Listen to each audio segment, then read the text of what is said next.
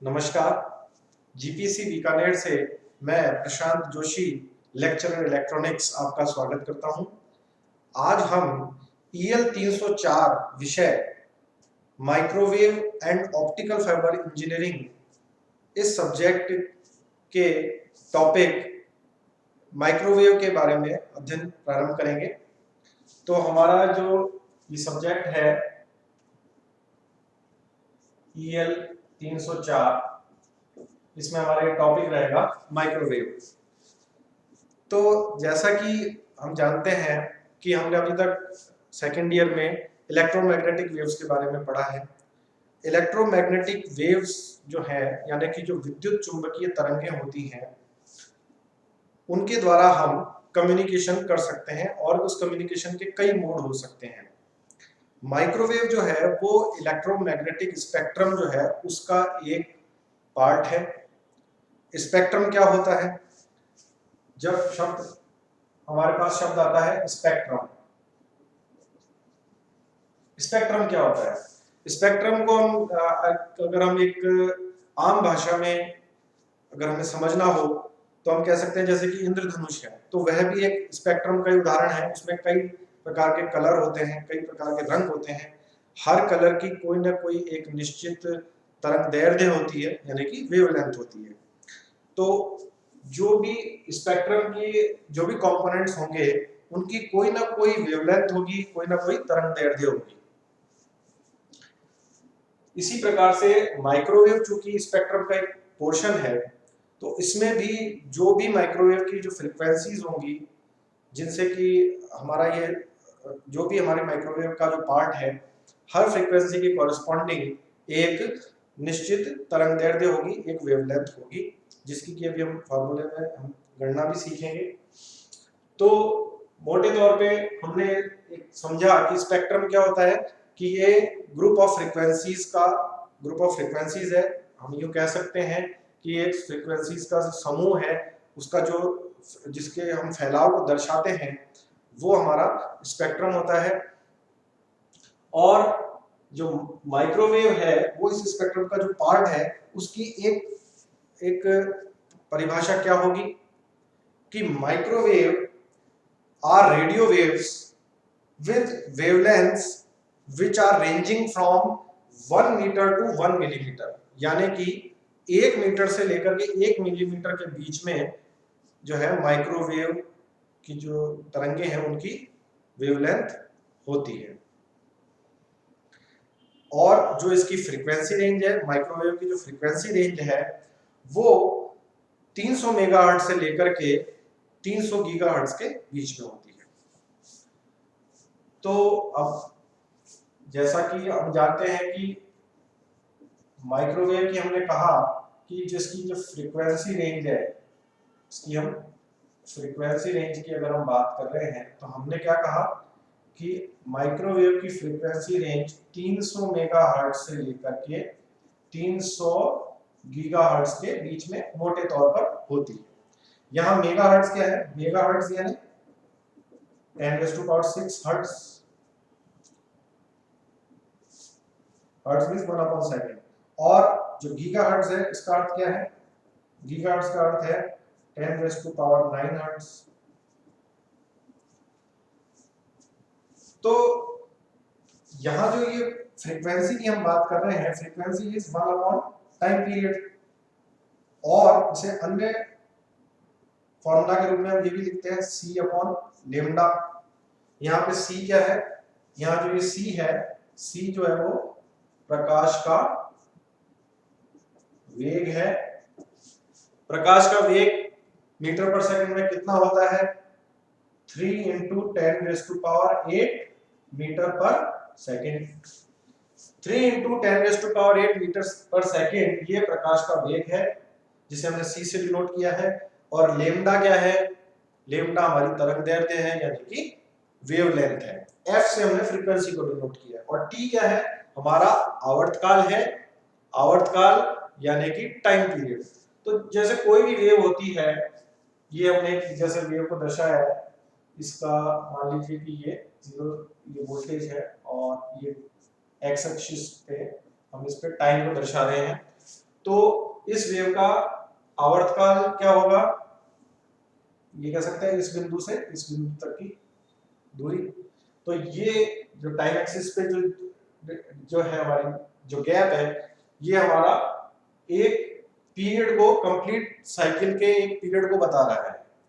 इस time period को हमने टी से डिनोट किया है, और इसका जो व्युत्क्रमानुपाती है वो फ्रीक्वेंसी होता है। तो इसमें यहां जो भी कोई वेव होती है उसकी पीक को हम यहां दर्शाते हैं। ये हमारा ट्रफ है, इसे ट्रफ कहते हैं। अब माइक्रोवेव की जैसे कि हमने जो वेवलेंथ की बात की, ये 1 मीटर से लेकर के 1 मिलीमीटर के करीब होती है। तो यानी कि जिसकी फ्रीक्वेंसी ज्यादा होगी उसकी वेवलेंथ कम होगी। ये एक दूसरे के व्युत्क्रमानुपाती होते हैं। अब हम ये देखें कि जो फ्रीक्वेंसी रेंज है वो किस तरीके से हमने क्लासिफाई किया हुआ है। ये एक स्टैंडर्ड लिस्ट है। HF सबसे पहले आता है हाई फ्रीक्वेंसी, HF।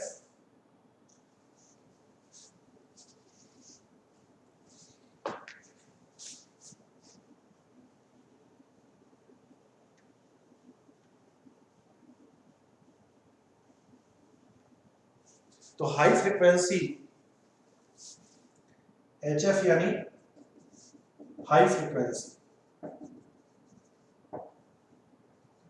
उच्च आवृत्ति। तो उच्च आवृत्ति की रेंज क्या होती है, 3 से लेकर के 30 मेगाहर्ट्ज के बीच में होती है।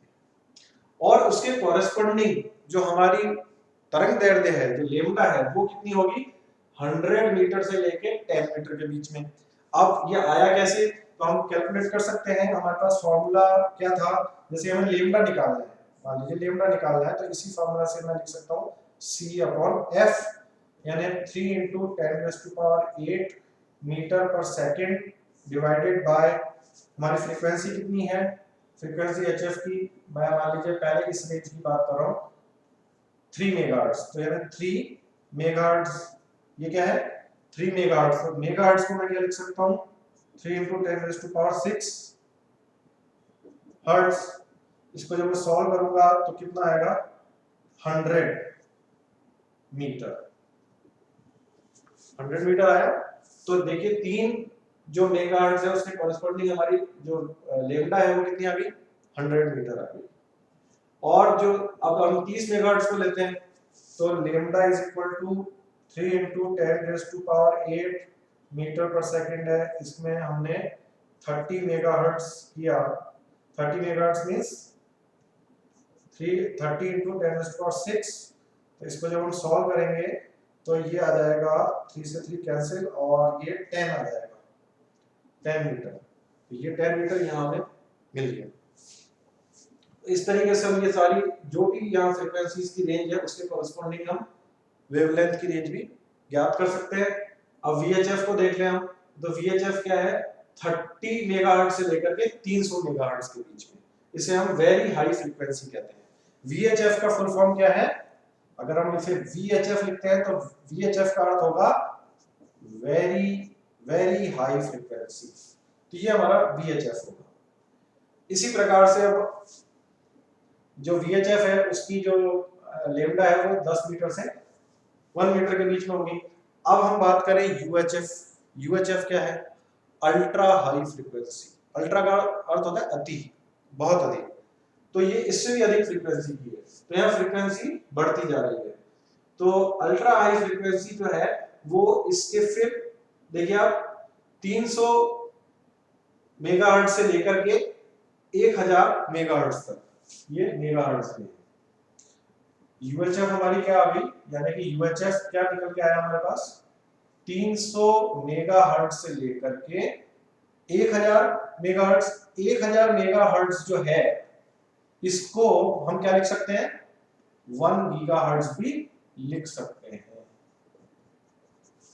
तो यानी कि UHF की रेंज जो है वो 300 मेगाहर्ट्ज से 1 गीगाहर्ट्ज के बीच में होगी। तो ये हमारी UHF को 300 मेगाहर्ट्ज टू 1 गीगाहर्ट्ज भी लिख सकते हैं। और इसके कॉरेस्पॉन्डिंग जो लेम्डा यानी कि वेवलेंथ है वो ठीक इसी प्रकार से जैसे हमने ये फॉर्मूला किया था, इसी फॉर्मूले को यूज करते हुए हम यूएचएफ की भी वेवलेंथ की जो रेंज है वो ज्ञात कर सकते हैं। तो उससे हमारे पास यूएचएफ की जो यूएचएफ के लिए हमारे लेम्डा क्या आया, यूएचएफ के लिए हमारा लेम्डा आ गया 100 सेंटीमीटर से लेके 30 सेंटीमीटर। तो ये जो पोर्शन है ये हमारा आरएफ, मेजर तौर पे हम आरएफ जिसको बोलते हैं रेडियो फ्रीक्वेंसी, वो कहलाता है।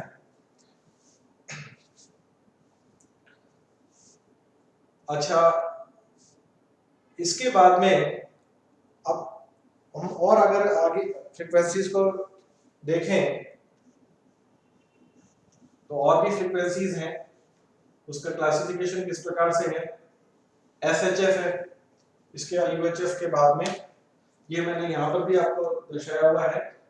एलएफ यानी कि लो फ्रीक्वेंसी, एमएफ यानी कि मीडियम फ्रीक्वेंसी। एमएफ यानी क्या होगा, मीडियम फ्रीक्वेंसी, एलएफ यानी लो फ्रीक्वेंसी। ये मैं बाद में बताऊंगा अभी कि इसके एप्लीकेशंस हैं।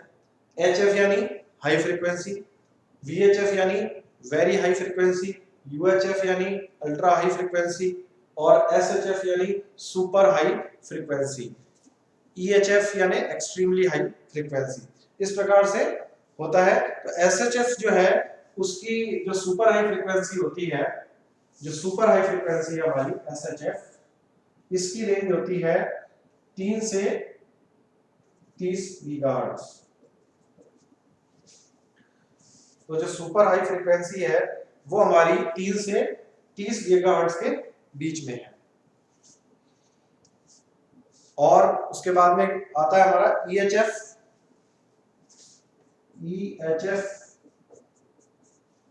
ईएचएफ क्या होता है, एक्सट्रीमली हाई फ्रीक्वेंसी, जो 30 से 300 गीगाहर्ट्ज होती है।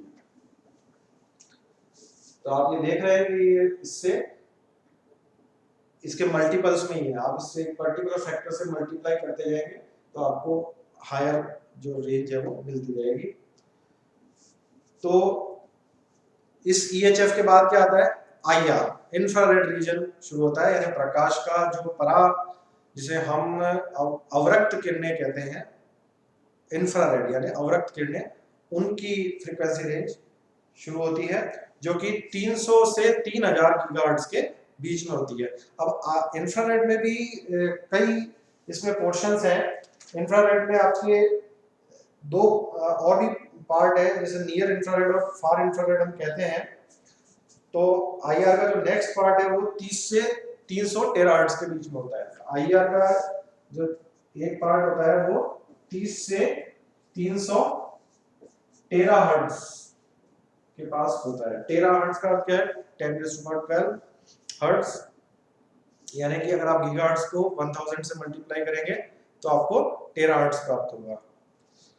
इसी प्रकार अब इंफ्रारेड के बाद में कौन सा रीजन शुरू होता है हमारा स्पेक्ट्रम में, ये सब हम जो बात कर रहे हैं सब स्पेक्ट्रम की बात कर रहे हैं, स्पेक्ट्रम के सब पार्ट है।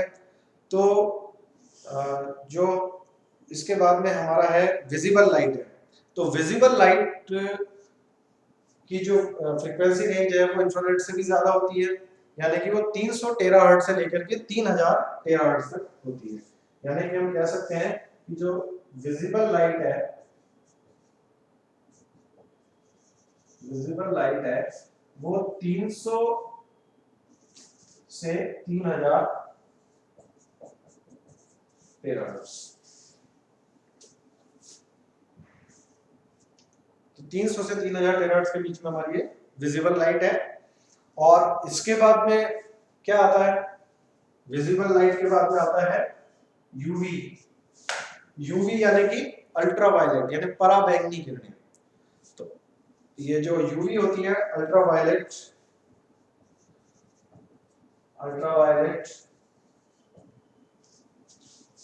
इन किरणों की जो फ्रीक्वेंसी है वो 3 से 30 कैपिटल P हर्ट्ज इस प्रकार से चलता है। और यूवी रेस से भी आगे उससे भी अधिक फ्रीक्वेंसीज की कौन सी होती हैं, एक्स रेज। एक्स रेज जो कि हम चिकित्सा में उपयोग करते हैं मेडिकल पर्पज से, उसकी फ्रीक्वेंसी इससे भी हाई होती है। यहाँ एक चीज नोट करने लायक है कि जैसे यूवी के बाद हमने कहा एक्स रे, तो जैसे जैसे यहाँ विजिबल के बाद में फ्रीक्वेंसी बढ़ रही है वैसे ये ह्यूमन बॉडी के लिए हानिकारक होती है। यानी कि विजिबल लाइट के बाद यूवी है, अल्ट्रावायलेट रेज जो होती हैं जो कि सूर्य से भी निकलती हैं, या आप जैसे आरओ में भी इसका यूज होता है, तो हम जानते हैं कि जो ऑर्गेनिजम्स होते हैं, जो जर्म्स होते हैं, वो अल्ट्रावायलेट के द्वारा किल कर दिए जाते हैं। क्यों कर दिए जाते हैं? क्योंकि ये जो किसी भी जीवित वस्तु है उसके लिए हानिकारक होती है। तो अल्ट्रावायलेट के द्वारा हम जो है जर्मिसाइड भी करते हैं कि एज ए जीवाणुनाशक इसको यूज किया जाता है। तो साथ ही ये क्या है, हमारी ह्यूमन बॉडी के लिए भी इसीलिए हानिकारक होती है, स्किन कैंसर इससे हो सकता है। और जब हम और ज्यादा हाई फ्रीक्वेंसी जाते हैं यानी कि एक्सरे के अंदर जाते हैं तो क्या होगा कि वो और भी अधिक हानिकारक होती हैं, जिसके कारण इसीलिए हम देखते हैं कि डॉक्टर्स हमें राय देते हैं कि जब तक कोई अर्जेंसी नहीं हो, इमरजेंसी नहीं हो, तब तक एक्सरे नहीं कराना चाहिए, उससे दूर रहना चाहिए। एक्सरे रूम के आसपास भी ऐसी सावधानी के जो है बोर्ड लगे होते हैं कि ये जो है रेडिएशन क्षेत्र है, इससे यथासंभव दूर रहें। तो इस प्रकार से ये जो हमारी स्पेक्ट्रम के विभिन्न पार्ट हैं। अब हम ये देखें कि ये जो फ्रीक्वेंसीज का जो वर्गीकरण किया हुआ है, इसमें IEEE ने भी अपना उसके अकॉर्डिंग कुछ बैंड बनाए हुए हैं। IEEE बैंड्स हैं जिन्हें कि हम माइक्रोवेव के संदर्भ में IEEE बैंड कहते हैं। तो IEEE क्या है? IEEE microwave bands. तो यहाँ IEEE क्या है? इंटरनेशनल, ये institute of electronics and electrical engineers, ये एक अंतरराष्ट्रीय संस्था है और एक मानक संस्था है जो कि ये डिसाइड करती है, स्टैंडर्ड्स को प्रतिपादित करती है, ताकि वर्ल्ड वाइड जो कम्युनिकेशन होता है या कोई, वो सभी एक निश्चित मापदंड पे हो, किसी तरह का कॉन्फ्लिक्ट ना हो। तो इस संस्था के द्वारा जो है ये बताए हुए हैं बैंड्स। तो माइक्रोवेव बैंड्स में हमारे पास में आता है सबसे पहले एल बैंड। एल, ये क्या है? माइक्रोवेव बैंड कौन सा है? एल बैंड, ये वाला। ये कहा, इसकी रेंज क्या है? 1 से लेके 2 गीगाहर्ट्ज के बीच में।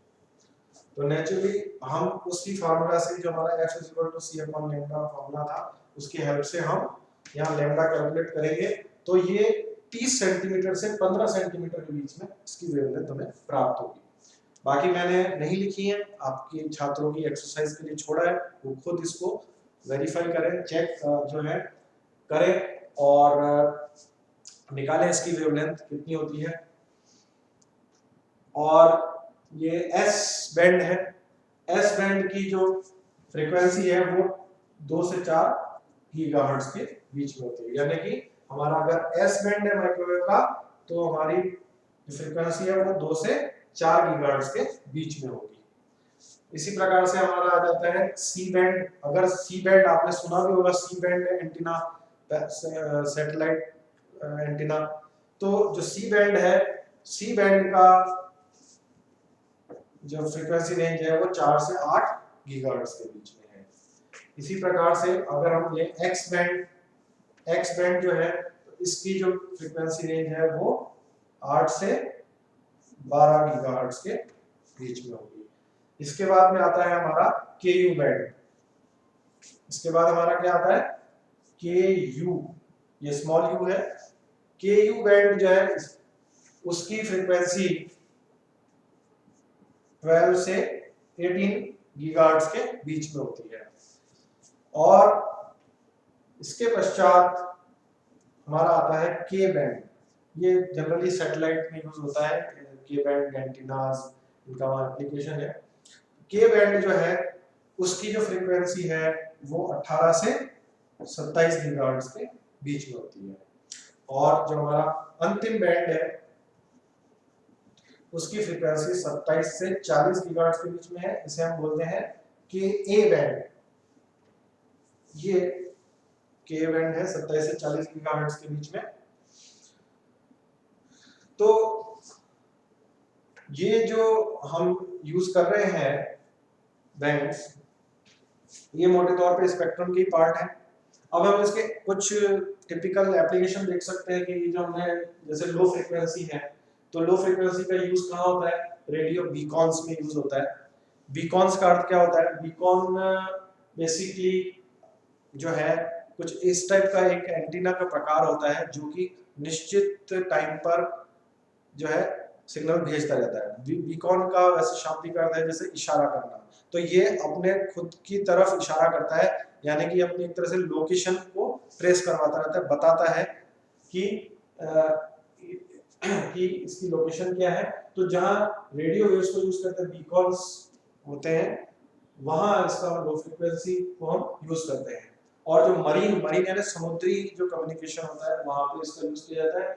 वहां पे बेसिकली लॉन्ग वेव जो है नेविगेशन होता है। नेविगेशन जो है वो हम समुद्र में जो कम्युनिकेशन होता है, नेविगेशन का बेसिकली अर्थ ही यही है कि जो शिप जो चलते हैं वो बेसिकली नेविगेशन है। तो उसमें जो भी कम्युनिकेशन के पर्पस से यूज किया जाता है। इसी प्रकार से एयरक्राफ्ट का भी नेविगेशन होता है, क्योंकि वहां पे भी जो है आप उसको लोकेशन को ट्रेस करना होता है। उसके बाद में मीडियम फ्रीक्वेंसीज है एमएफ, इसका यूज कहाँ है? Amplitude modulated broadcasting, am radio जो हमने सुना है, एएम रेडियो की जो ब्रॉडकास्टिंग होती है, जो प्रसारण होता है उसमें, और मैरीटाइम यानी समुद्री जो कम्युनिकेशन है उसमें यूज होता है। एचएफ जो है वो हाई फ्रीक्वेंसी रेंज है, और इसका यूज जो है एमेच्योर रेडियो का मतलब है जो कुछ हॉबिस्ट होते हैं, कुछ शौकिया तौर पे या जो इंटरेस्ट होते हैं, रुचि लेने वाले ऐसे जो है उन इंजीनियर्स के द्वारा एक रेडियो ग्रुप होता है, तो वहाँ उस रेडियो पर्पस में इसको यूज होता है। हालांकि आम पब्लिक के लिए ये यूज नहीं करते हैं। और VHF वेरी हाई फ्रीक्वेंसी, ये VHF टीवी जो अभी हम पहले तक कुछ सालों पहले तक हम इसकी काफी ज्यादा प्रसिद्ध था। VHF रेंज में जो है एंटीना है वो VHF एंटीना होते थे, और उसी पे टीवी का प्रसारण और उसको पे रिसेप्शन होता था। इसी टाइप से VHF का उपयोग एयरक्राफ्ट कम्युनिकेशन में भी होता है।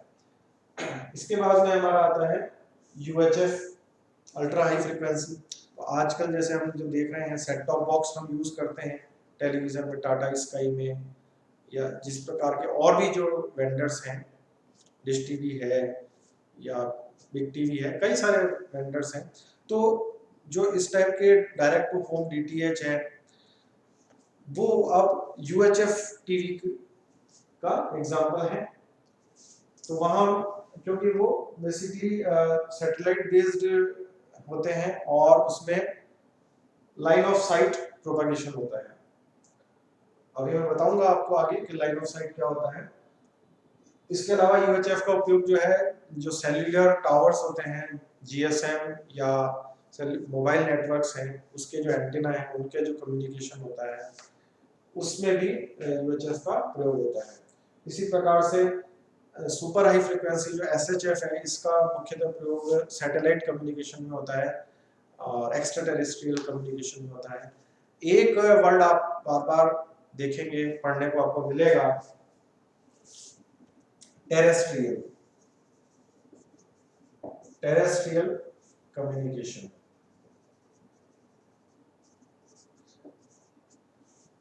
तो टेरेस्ट्रियल कम्युनिकेशन बेसिकली क्या होता है कि जैसे मोबाइल टावर्स ये सभी लैंड के ऊपर होते हैं, जमीन पर इनका नेटवर्क होता है।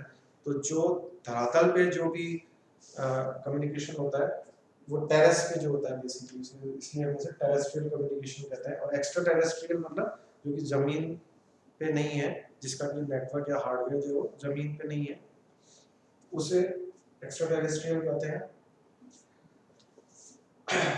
इस प्रकार से हमने इसके कुछ एप्लीकेशंस देखे हैं। इंफ्रारेड का भी जैसे हम जानते ही हैं कि रिमोट में प्रयोग होता है। जो टीवी का रिमोट होता है उसमें ऑन ऑफ करने में या उसका रिमोट कंट्रोल में इंफ्रारेड को यूज करते हैं। विजिबल लाइट का प्रयोग, विजिबल लाइट जो हमें दिख रही है ये लाइट, ये है। इस विजिबल लाइट कम्युनिकेशन अपने आप में एक फील्ड है। इसके द्वारा हम जो है विदाउट ऑप्टिकल फाइबर वायरलेस रूप में हम कम्युनिकेशन कर सकते हैं। यानी कि जैसे हमने अभी तक जो वाईफाई सुना है वो तो माइक्रोवेव बेस्ड होता है, बेसिकली आरएफ बेस्ड होता है, मतलब वो इलेक्ट्रिकल वेव्स होती हैं। जबकि जो विजिबल लाइट कम्युनिकेशन जो होता है उसमें आप कोई इलेक्ट्रिकल वेव यूज नहीं कर रहे हैं, उसके अंदर आप केवल विजिबल लाइट के थ्रू ही फ्री स्पेस ऑप्टिक्स की तरह आप कम्युनिकेशन कर सकते हैं। और यूवी और एक्सरे का मैंने आपको बताया ही कि एक्सरे का जैसे कि चिकित्सकीय उपयोग होता है। तो आज जो हमने ये सब अध्ययन किया है इसमें हमने माइक्रोवेव के कौन कौन से बैंड्स हैं, फ्रीक्वेंसी रेंजेस क्या है, वेवलेंथ रेंजेस क्या है, इसके बारे में पढ़ा। और बेसिकली इसकी क्या कैलकुलेशन है ये भी हमने देखी। तो मैं आशा करता हूँ कि आप इसका पूरा लाभ उठाएंगे और इस लेक्चर से लाभान्वित होंगे। धन्यवाद।